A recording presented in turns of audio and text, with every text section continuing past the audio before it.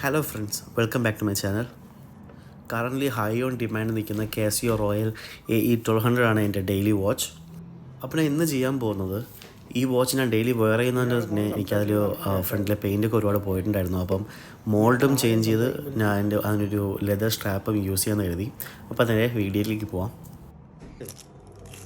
Casio royal AE1200ൻ്റെ bracelet വരുന്ന മോഡലാണ് ഞാൻ ഡെയിലി വെയറിങ്ങായിട്ട് യൂസ് ചെയ്യുന്നത്. ഡെയിലി വെയർ ചെയ്യുന്നതിൻ്റെ റിസൾട്ടായിട്ട് അതിൻ്റെ മുകളിൽ പെയിൻറ്റ് കളവ് തുടങ്ങിയിട്ടുണ്ടായിരുന്നു.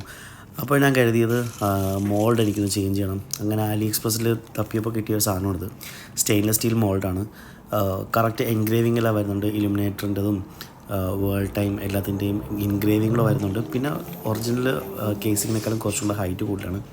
പിന്നെ വാങ്ങിച്ചത് ഞാൻ ഈ ബ്രൗൺ സ്ട്രാപ്പാണ്. ബ്രൗൺ സ്ട്രാപ്പ് വരുന്നത് ബട്ടർഫ്ലൈ ബക്രൂപ്പിലാണ് വരുന്നത്.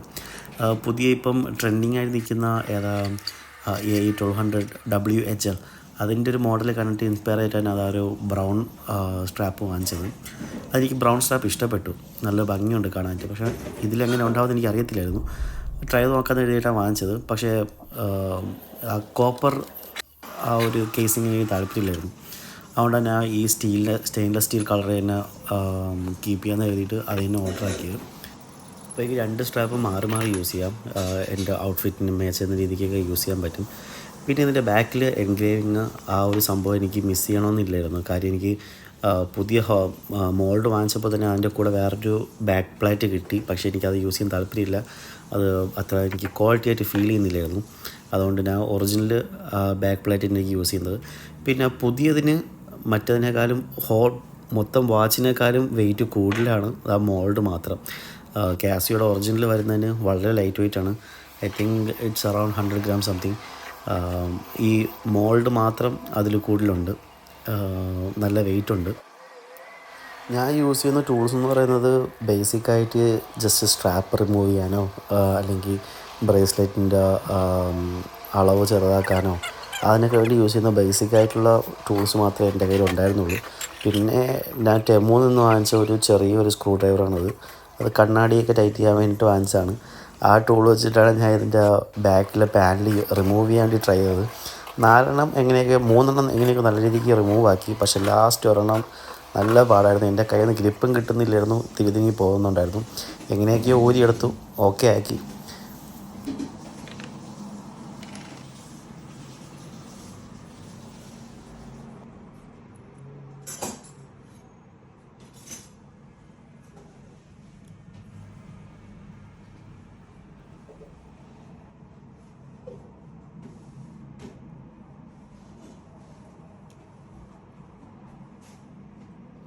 പിന്നെ ഇതുപോലെ ആരെങ്കിലും ചെയ്യാൻ ഉദ്ദേശിക്കുന്നുണ്ടെങ്കിൽ, അതായത് മോൾഡ് ഒരു തേർഡ് പാർട്ടി മോൾഡ് വാങ്ങിച്ച് വാച്ചിൽ യൂസ് ചെയ്യാൻ നോക്കുന്നുണ്ടെങ്കിൽ ഒരു കാര്യം എപ്പോഴും മനസ്സിൽ വെച്ചേക്കുക. ഇതിൻ്റെ വാട്ടർ പ്രൂഫ് എന്ന് പറയുന്നത് ആ സംഭവം ഇതിൻ്റെ ഒരു തേർഡ് പാർട്ടി കേസിങ് യൂസ് ചെയ്യുമ്പോൾ കിട്ടണമെന്നില്ല. കാര്യം ഒറിജിനലിൽ വരുന്ന ഗ്യാസ്കിറ്റിൻ്റെ ആ ഒരു പ്രൊട്ടക്ഷനും കാര്യങ്ങളും നമ്മൾ റിമൂവ് ആക്കിയിട്ട് ഇടുമ്പോൾ 100% കിട്ടണമെന്നില്ല. എനിക്ക് കിട്ടുന്നില്ല. അതുകൊണ്ട് ഞാൻ പറഞ്ഞത് ഇതിൻ്റെ ഈ ഒരു തേർഡ് പാർട്ടി മോൾഡ് വാങ്ങിക്കുമ്പോൾ തന്നെ അതിനോട് ഒരു ബ്ലാക്ക് ഗ്യാസ്കറ്റ് കിട്ടും. ഗ്യാസ്കറ്റ് പക്ഷേ അത്രയ്ക്ക് സ്ട്രോങ് അല്ല. വെറുതെ ഒരു എന്താ പറയുക, വളരെ ചെറുതായിട്ടുള്ള സംഭവമാണ്. എനിക്ക് അത് യൂസ് ചെയ്യാൻ തോന്നിയില്ല. അതുകൊണ്ട് ഞാൻ ഒറിജിനലി യൂസ് ചെയ്തിരുന്ന കാസിയോടെ തന്നെ ഗ്യാസ്കറ്റാണ് ഞാൻ അതിൽ യൂസ് ചെയ്തത്. സ്റ്റിൽ ലീക്കേജ് ഉണ്ട്. ലീക്കേജ് എന്ന് പറയുമ്പോൾ ചെറിയ മൈനറായിട്ടാണ്. ഒതു കൊടുക്കുമ്പോഴൊക്കെ എനിക്ക് അതിൻ്റെ ഗ്ലാസിൻ്റെ മുകളിൽ ഈർപ്പം നിൽക്കാറുണ്ട്. കുറച്ച് കഴിയുമ്പോൾ വെയിൽ തട്ടേ കുറച്ച് കഴിയുമ്പോൾ അത് പോകാറുമുണ്ട്. പിന്നെ സ്വിമ്മിങ്ങിന് പോകുമ്പോൾ യൂസ് ചെയ്യുന്നവർ ഇതൊരിക്കലും ട്രൈ ചെയ്യാതിരിക്കുക. കാര്യം വെള്ളത്തിൻ്റെ അടിയിലോട്ട് പോകുമ്പം പ്രഷർ മാറും. ആ പ്രഷറിൽ വെള്ളം അകത്ത് കയറാൻ ചാൻസ് വളരെയധികം കൂടുതലാണ്. അപ്പം അങ്ങനത്തെ ഒരു വാട്ടർ സ്പോർട്ട് ആക്ടിവിറ്റീസ് ചെയ്യുന്നവർ ഇത് ചെയ്യാതിരിക്കുക.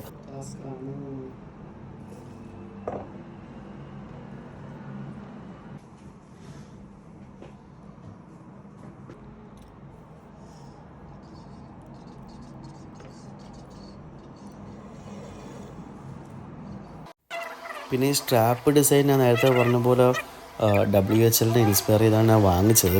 പക്ഷേ അതിൻ്റെ സെയിം ലുക്ക് ആൻഡ് ഫീലൊന്നും അല്ല.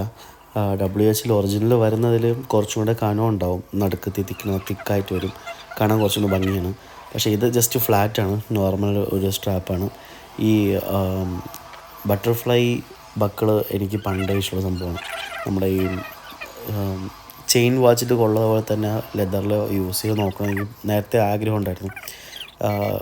അത് അങ്ങനെ തന്നെ ഈ ഒരു മോഡലിലേക്ക് അവസാനം വന്നെത്തിയത്, ഫൈനലൈസ് ചെയ്തത്.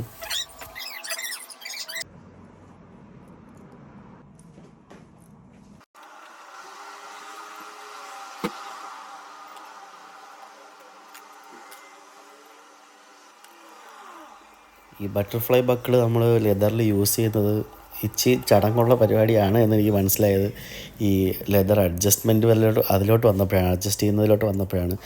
3-4 പ്രാവശ്യം എനിക്ക് ഇട്ട് ഊരിയും അഡ്ജസ്റ്റ് ചെയ്യാൻ വേണ്ടിയിട്ട് 3-4 പ്രാവശ്യം ചെയ്യേണ്ടി വന്നു. അറ്റ് ലാസ്റ്റ് എനിക്ക് ഫിക്സാക്കി, ഓക്കെ ആക്കി, ഹാപ്പി.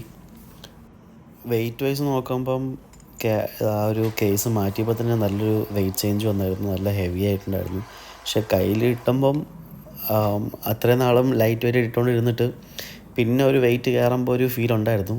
പക്ഷേ യൂസ് ചെയ്ത് വരുമ്പോൾ ഓക്കെ ആവും, നമുക്കപ്പോൾ പിന്നെ ഫീൽ ചെയ്യത്തില്ല. സ്റ്റിൽ ആദ്യം എടുത്തിട്ടപ്പോൾ എനിക്ക് നല്ല ഹെവി ഫീൽ തോന്നുന്നുണ്ടായിരുന്നു, നല്ല ഒരു എന്തോ ഒരു വെയിറ്റുള്ള വാച്ച് ഇടുന്ന രീതിക്ക്. അപ്പോൾ ഈ വീഡിയോ എല്ലാവർക്കും ഇഷ്ടപ്പെട്ടു എന്ന് വിചാരിക്കുന്നു. ഇഷ്ടപ്പെട്ടിട്ടുണ്ടെങ്കിൽ please do subscribe my channel. അപ്പോൾ അടുത്ത വീഡിയോ കാണുന്നവരേക്കും ബൈ.